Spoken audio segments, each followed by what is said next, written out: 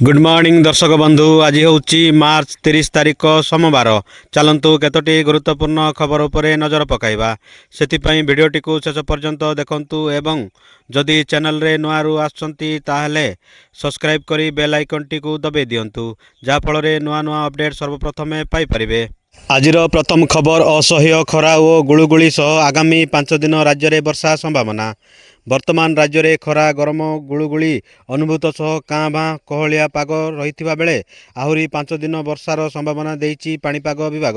उत्तर ओडिशा और पार्श्ववर्ती अंचल में घूर्णिबलय सक्रिय रही बेले यार प्रभाव में राज्य में 5 दिन जाए वज्रपात सह पवन वर्षा संभावना रही। आसंता 24 घंटे कोरापुट, मालकानगिरी, जाजपुर, भद्रक, केन्द्रापड़ा, बालेश्वर, मयूरभंज और केन्दुझर जिले में बिजुली घड़घड़ी सह हालुकारु मध्यम धरणर वर्षा एवं 30 रु 40 किमी झटका पवन संभावना को नहीं येलो वार्निंग जारी करिछि पाणीपाग विभाग बोली सूचना मिली। परवर्ती खबर मन की बात रे संबलपुर सुजता प्रशंसा करी प्रधानमंत्री कहले संबलपुर जिलार जड़े साधारण गृहिणी सफल माछ चाषी साजिथिबा सुजता भूयां सफलता आज सारा देश पई एक उदाहरण साजिछि। प्रधानमंत्री नरेंद्र मोदी निजर प्रतिष्ठित मन की बात कार्यक्रम रे सुजता उद्यम और सफलता संपर्क में आलोचना करने पर पाखकू एवं शुभेच्छार सुओ छुटी। 2022 मसीह माछ चाष आरंभ कर सुजता आज केवल निज स्वावलंबी होई नाहांती बरं अन्य मानक पई मध्य रोजगार पंथा सृष्टि करिसंती। सुजता कहिसंती जे केज कल्चर माध्यम से यही चाष आरंभ करथिले।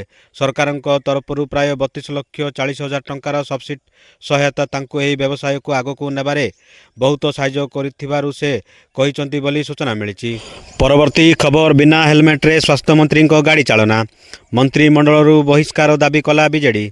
रामनवमी शोभायात्रा अवसर में स्वास्थ्य मंत्री मुकेश महालिंग बिना हेलमेट रे मोटरसाइकेल चालना नहीं बीजेडी तीव्र प्रतिक्रिया प्रकाश करिछि।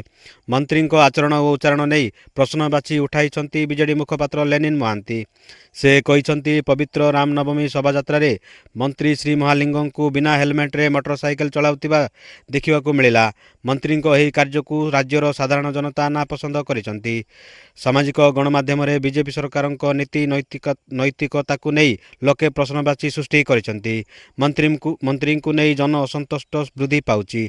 राज्य सरकार तांकू मंत्रिमंडल बहिष्कार करंतु बोली लेनिन दाबी करथिबा खबर मिली। परवर्ती खबर फॉर्म पूरण करने को जाइथिले छात्री वज्रपात रे गला जीवन। गंजाम जिला दिगपहंडी ब्लॉक आंकरडा पंचायत चांचड़ापल्ली ग्रामर मेधावी छात्री रेशमा भल शुक्रवार अपराह्न वज्रपात रे मृत्युवरण करथिले। मृत छात्री परिवार लोकंकु सरकारी सहायता प्रदान पई ग्रामवासी दाबी करिसंती। ग्रामर बापिन भलंक सान झियो रेशमा दिगपहंडी स्थित खेमुंडी कॉलेज रे गत 2025 रे युक्त 3 पास करिबा परे विभिन्न कॉम्पिटिटिव परीक्षा निमंते घरे रही प्रस्तुत होउथिले। शुक्रवार बीएड एंट्रांस देबाकू फॉर्म पूरण पई दिगपहंडी एक जनसेवा केंद्र को जाइथिले। कामसारी अपराह्न वर्षार पवन हेबारु से मुक्तेश्वर शैवपीठ परिसर को चली चली जाउथिबा बेले वज्रपात रे गुरुतर होई चेताशून्य होई पड़िथिले बोली सूचना मिली। परवर्ती खबर वाइस चेयरमैन समेत बीजेडी इस्तीफा देले 9 काउंसिलर। पुणी बीजेडी को लगिला झटका। केन्दुझर पौरपालिकार भाइस चेयरमैन समेत 9 जन काउंसिलर बीजेडी प्राथमिक सदस्यतारू इस्तीफा देइछंती। से माने निजर इस्तीफा पत्र दलर सभापति निकट को पठाइछंती। समुदाय 21 वार्ड विशिष्ट यही पौरपालिकार बीजेडी 13 जन काउंसिलर रही बेले 9 जन इस्तीफा देइछंती। यासह केन्दुझर जिलार 3 जन बीजेडी साधारण संपादक मध्य दलर प्राथमिक सदस्यतारू इस्तीफा देइछंती। बीजेडी सभापति निकट को इस्तीफा पत्र पठाइथिबा 3 जन साधारण संपादक हेले शुभेन्दु पट्टनायक, शरद कुमार साहू, बरोदा प्रसन्न दास बोली खबर मिली। परवर्ती खबर भारतर सैटेलाइट नाविगेशन सिस्टम अचल काम करुनी सैटेलाइट रे परमाणु घड़ी। भारतर नाविगेशन सैटेलाइट सिस्टम नाविगेशन विथ इंडियन कन्स्टिलेशन रो कार्यक्षमता बाधाप्राप्त होईची। सबुठु बड़ चिंता होची भारत निजर सुरक्षा और रणनैतिक उद्देश्य निमंते एही प्रणाली रो उपयोगी करि परिबो नाही।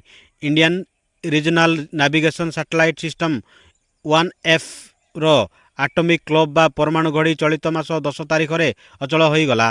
फल केवल 3टी सैटेलाइट कक्षरे रही स्थान, दिग और समय सेवा प्रदान करुछंती। इसरोर पूर्वतन वैज्ञानिक अनन्य रे कहिसंती जे नेविगेशन सैटेलाइट सिस्टम ठीक रे काम करिबा पई अति कम रे 4 ସାଟେଲାଇଟ୍ ସହିତ କାର୍ଯ୍ୟକ୍ଷମତା ପରମାଣୁ ଘଡ଼ି ଆବଶ୍ୟକ। ପରବର୍ତ୍ତୀ ଖବର ପଶ୍ଚିମବଙ୍ଗରେ ଗର୍ଜିଲେ ଦିଦି ଭାଜପାକୁ ଟାର୍ଗେଟ କରି କହିଲେ ପଶ୍ଚିମବଙ୍ଗରେ ବିଧାନସଭା ନିର୍ବାଚନ ପାଖେଇ ଆସୁଥିବା ବେଳେ ସମସ୍ତ ରାଜନୈତିକ ଦଳ ସେମାନଙ୍କ ପ୍ରସ୍ତୁତି ଆରମ୍ଭ କରିଦେଇଛନ୍ତି। ଶାସକ ତୃଣମୂଳ କଂଗ୍ରେସ ଟିଏମସି ପକ୍ଷରୁ ମୁଖ୍ୟମନ୍ତ୍ରୀ ମମତା ବାନାର୍ଜୀ ଜୋରଦାର ପ୍ରଚାର ଅଭିଯାନ ଜାରି ରଖିଛନ୍ତି।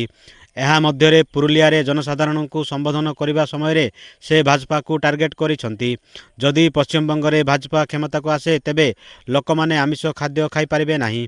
ମମତା ବାନାର୍ଜୀ କହିଛନ୍ତି ମହିଳାମାନେ ଲକ୍ଷ୍ମୀ ଭଣ୍ଡାର ଯୋଜନାରୁ ଉପକୃତ ହୋଇଛନ୍ତି। ନିର୍ବାଚନ ପୂର୍ବରୁ ଭାଜପା କିଛି ଆର୍ଥିକ ସହାୟତା ଯୋଗାଇବ କିନ୍ତୁ ନିର୍ବାଚନ ସରିବା ପରେ ଏହାକୁ ବନ୍ଦ କରିଦେବ ବୋଲି କହିଥିବା ଖବର ମିଳିଛି। ପରବର୍ତ୍ତୀ ଖବର ଟଙ୍କାକୁ ସବଳ କରିବାକୁ ଅଣ୍ଟା ଭିଡ଼ିଲା ଆରବିଆଇ। ବ୍ୟାଙ୍କ ଦୈନିକ ରଖିପାରିବେ 950 କୋଟି। ମଧ୍ୟପ୍ରାଚ୍ୟ ଯୁଦ୍ଧ ଯୋଗୁଁ ଏବେ ଡଲାର ତୁଳନାରେ ଟଙ୍କାର ବିନିମୟ ମୂଲ୍ୟ ଲଗାତାର ହ୍ରାସ ହେଉଛି। ଟଙ୍କା ମୂଲ୍ୟ ହ୍ରାସ ଚିନ୍ତାଜନକ ହୋଇଛି। ଏହାକୁ ରୋକିବା ତଥା ଟଙ୍କାକୁ ସବଳ କରିବା ଲାଗି ଅଣ୍ଟା ଭିଡ଼ିଛି ରିଜର୍ଭ ବ୍ୟାଙ୍କ ଅଫ୍ ଇଣ୍ଡିଆ। ଏହି ପଦକ୍ଷେପ ଅନ୍ତର୍ଗତ ଏବେ ବ୍ୟାଙ୍କଗୁଡ଼ିକ ଲାଗି ଏକ ସୀମା ଧାର୍ଯ୍ୟ ହୋଇଛି। ବ୍ୟାଙ୍କ ଦୈନିକ ନିଜ ପାଖରେ 950 କୋଟି ଟଙ୍କା ରଖିବା ନେଇ ନିର୍ଦ୍ଦେଶ ଦେଇଛି କେନ୍ଦ୍ରୀୟ ବ୍ୟାଙ୍କ। ଏହା ପୂର୍ବରୁ ପ୍ରତିଦିନ 300ରୁ 500 ନିୟୁତ ଡଲାର 2845ରୁ 4743 କୋଟି ଟଙ୍କା ରଖିବା ନେଇ ଅନୁମତି ରହିଥିଲା। ଫରେନ୍ସ ବିଶେଷଜ୍ଞ କହିଛନ୍ତି ଯେ ନିର୍ଦ୍ଦେଶ ପରେ ବ୍ୟାଙ୍କ ଏବେ ସେମାନଙ୍କ ନିକଟରେ ରହିଥିବା ଅତିରିକ୍ତ ଡଲାରକୁ ବଜାରରେ ବିକ୍ରି କରିବେ। ଫଳରେ ଟଙ୍କା ମଜବୁତ ହେବ ବୋଲି ସୂଚନା ମିଳିଛି। ପରବର୍ତ୍ତୀ ଖବର ବିଜୟଙ୍କ ପଲିଟିକାଲ ମାଷ୍ଟର ଷ୍ଟ୍ରୋକ୍। ତାମିଲନାଡୁ ରାଜନୀତିରେ ବଡ଼ ଏଣ୍ଟ୍ରି। 2 ଆସନରୁ ଲଢ଼ିବେ। ଅଭିନେତା ଏବଂ ଟିଭିକେ ମୁଖ୍ୟ ବିଜୟ 2024 ତାମିଲନାଡୁ ବିଧାନସଭା ନିର୍ବାଚନ ପାଇଁ ଚେନ୍ନାଇରେ ପ୍ରାର୍ଥୀଙ୍କ ଏକ ତାଲିକା ପ୍ରକାଶ କରିଛନ୍ତି। ବିଜୟ ନିଜେ ତ୍ରିଚି ପୂର୍ବ ଏବଂ ପେରାମ୍ବୁର 2ଟି ନିର୍ବାଚନ ମଣ୍ଡଳୀରୁ ପ୍ରତିଦ୍ୱନ୍ଦ୍ୱିତା କରିବେ। ତେଣୁ ସେ ଏହି ପ୍ରାର୍ଥୀଙ୍କୁ ଚୟନ କରିଛନ୍ତି ଯାହାଙ୍କ ଉପରେ ତାଙ୍କର ପୂର୍ଣ୍ଣ ବିଶ୍ୱାସ ଅଛି ଏବଂ ଯେଉଁମାନେ ପ୍ରଭାବଶାଳୀ ଭାବରେ ଦଳର କାର୍ଯ୍ୟକୁ ଆଗକୁ ନେଇପାରିବେ। ବିଜୟ ଏହାର ମଧ୍ୟ ସ୍ପଷ୍ଟ କରିଛନ୍ତି ଯେ ନିର୍ବାଚନରେ ତାଙ୍କର ନାମ ସି ଜୋଫେଶ ବିଜୟ ଭାବରେ ବ୍ୟବହାର କରାଯିବ। ବିଜୟ ନିର୍ବାଚନ ପୂର୍ବରୁ ନିଜର ପ୍ରସ୍ତୁତି ପ୍ରଦର୍ଶନ କରିଛନ୍ତି ଏବଂ ତାଙ୍କ ଦଳ ସହିତ ନିର୍ବାଚନ ମଇଦାନରେ ପ୍ରବେଶ କରିବାକୁ ତାଙ୍କର ଇଚ୍ଛା ଘୋଷଣା କରିଛନ୍ତି ବୋଲି ଖବର ମିଳିଛି। ପରବର୍ତ୍ତୀ ଖବର ପୁଟିନଙ୍କ ବଡ଼ ଘୋଷଣା। ଏପ୍ରିଲ 1ରୁ ପେଟ୍ରୋଲ ରପ୍ତାନି ବନ୍ଦ। ଇରାନ ଇସ୍ରାଏଲ ଏବଂ ଆମେରିକା ସହିତ ଜଡ଼ିତ ବିବାଦ ମଧ୍ୟରେ ମଧ୍ୟପ୍ରାଚ୍ୟରେ ଉତ୍ତେଜନା ଏବଂ ବିଶ୍ୱ ଅନିଶ୍ଚିତତା ଭିତରେ ରୁଷିଆ ଏକ ଗୁରୁତ୍ୱପୂର୍ଣ୍ଣ ନିଷ୍ପତ୍ତି ନେଇଛି। ରୁଷିଆ 1 ଏପ୍ରିଲ 2024ରୁ ପେଟ୍ରୋଲ ରପ୍ତାନି ଉପରେ ପ୍ରତିବନ୍ଧକ ଘୋଷଣା କରିଛି। ଏହି ପ୍ରତିବନ୍ଧକ ଜୁଲାଇ 31, 2024 ପର୍ଯ୍ୟନ୍ତ ବଳବତ୍ତର ରହିବ ବୋଲି ଆଶା କରାଯାଉଛି। ପୁଟିନ ଏହି ଏପ୍ରିଲରୁ ପେଟ୍ରୋଲ ରପ୍ତାନି ସ୍ଥଗିତ ରଖିବା ଘୋଷଣା କରିଛନ୍ତି। ପଶ୍ଚିମ ଏସିଆରେ ଚାଲିଥିବା ସଂଘର୍ଷ ଯୋଗୁଁ ବିଶ୍ୱ ବଜାରରେ ଦେଖାଯାଇଥିବା ଅସ୍ଥିରତା ମଧ୍ୟରେ ଘରୋଇ ଯୋଗାଣକୁ ପ୍ରାଥମିକତା ଦେବା ଏବଂ ଇନ୍ଧନ ମୂଲ୍ୟକୁ ସ୍ଥିର କରିବା ଏହାର ଉଦ୍ଦେଶ୍ୟ। ରୁଷ ଦେଶ ଭିତରେ ଇନ୍ଧନ ଅଭାବ ନ ହେବା ଏବଂ ମୂଲ୍ୟ ସ୍ଥିର ରହିବା ନିଶ୍ଚିତ କରିବା ଲକ୍ଷ୍ୟ ରଖିଛି ବୋଲି ସୂଚନା ମିଳିଛି। ପରବର୍ତ୍ତୀ ଖବର ଆଇଏମଏଫର 26 ଥର ସାହାଯ୍ୟ ପରେ ବି ଭେଣ୍ଟିଲେଟରରେ ପାକିସ୍ତାନ। ପୁରା ଦେଶରେ ହାହାକାର ସ୍ଥିତି। ପଡ଼ୋଶୀ ପାକିସ୍ତାନ ବର୍ତ୍ତମାନ ଇତିହାସର ସବୁଠାରୁ ଗମ୍ଭୀର ଆର୍ଥିକ ଏବଂ ଶକ୍ତି ସଙ୍କଟରେ ପୀଡ଼ିତ।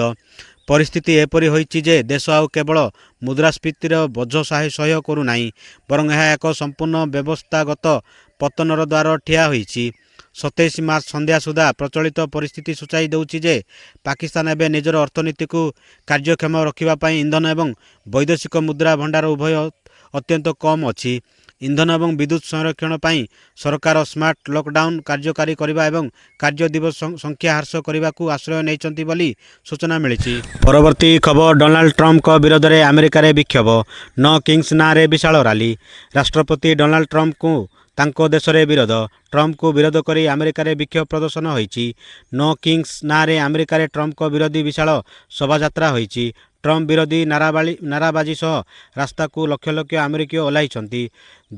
ଦରଦାମ ବୃଦ୍ଧି ଏବଂ ଇରାନ ସହ ଯୁଦ୍ଧକୁ ନେଇ ଟ୍ରମ୍ପଙ୍କୁ ବିରୋଧ କରାଯାଇଛି। ଦେଶରେ ବିଭିନ୍ନ ସ୍ଥାନରେ 3000ରୁ ଅଧିକ ସମାବେଶ ହୋଇଛି। ଗତ ବର୍ଷ ଅକ୍ଟୋବରରେ ସମାନ ପ୍ରତିବାଦ ହୋଇଥିଲା ଯେଉଁଥିରେ ଆମେରିକାର ହଜାର ହଜାର କାର୍ଯ୍ୟକ୍ରମରେ ଲକ୍ଷ ଲକ୍ଷ ଲୋକ ଯୋଗ ଦେଇଥିବା ସୂଚନା ମିଳିଛି।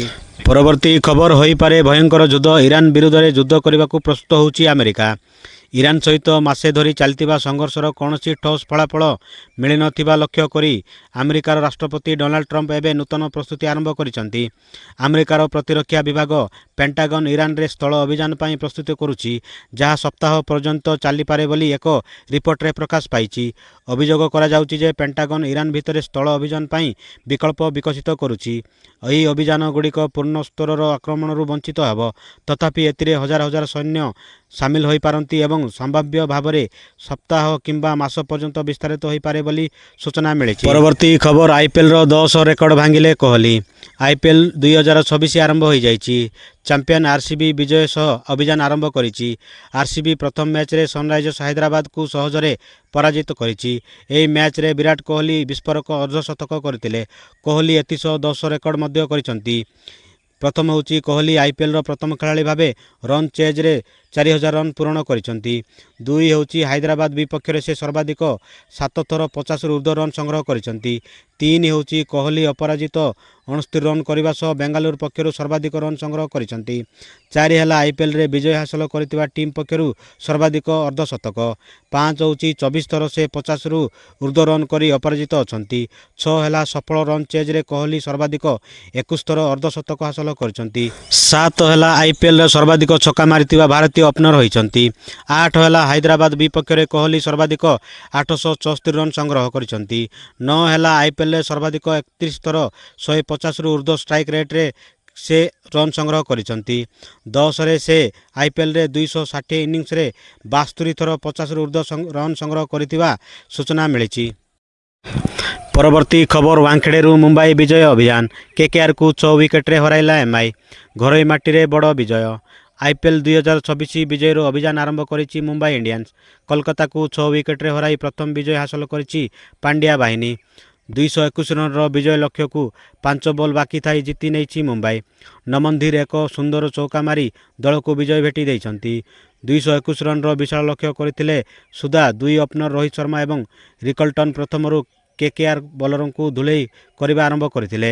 ରୋହିତ ଶର୍ମା 38 ବଲ୍ରୁ 78 ରନ୍ କରିଥିବା ବେଳେ ଇମ୍ପାକ୍ଟ ପ୍ଲେୟାର ଭାବେ ଖେଳି ସୂର୍ଯ୍ୟକୁମାର ଯାଦବ 8 ବଲ୍ରୁ 16 ରନ୍ କରିବାରେ ସକ୍ଷମ ହୋଇଥିଲେ। ଚୌକା ସହାୟତାରେ ଖାତା ଖୋଲି ଫ୍ୟାନ୍ସକୁ ଖୁସି କରିଥିଲେ ସ୍କାଏ। ଆଜିର ଖବରଟିକୁ ଏଇଠି ରଖୁଛି। ପୁଣି ନେଇ ଆସିବି ଲେଟେଷ୍ଟ ଅପଡେଟ୍। ସେ ପର୍ଯ୍ୟନ୍ତ ବିଦାୟ ନେଉଛି। ଜୟ ହିନ୍ଦ।